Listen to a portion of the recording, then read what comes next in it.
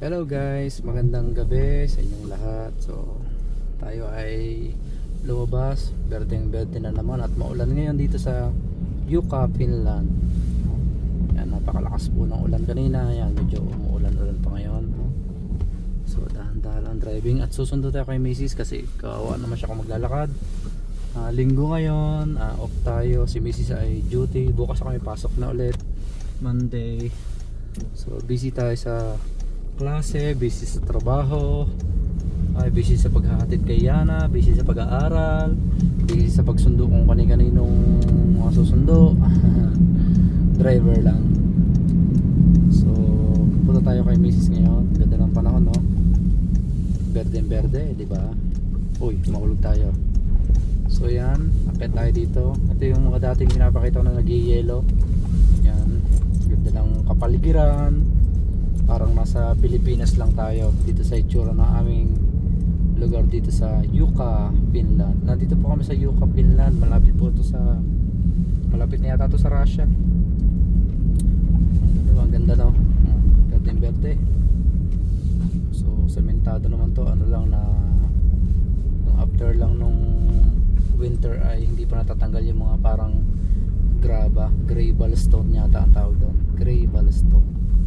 Graba. Ayan, ito yung lagi kong pinapakita ang bahay. Ang dating home center dito. Tirahan ng mga elderly na matatanda. So, hindi ko naabutan yan. Dito na ako sa bagong nagtatrabaho ngayon. So, ako po ang cleaner ni na Angie dito sa trabaho nila. So, ito yung parang pinaka-hospital nila dito. May mga nurse din dito. Pero doktor wala.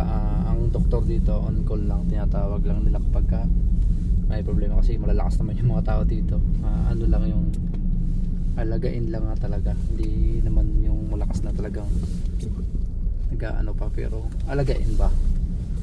Okay, ikot tayo, U-turn, U-turn, U-turn, tras tayo. So dito na tayo, gawin natin 3 minutes to para may pang upload tayo.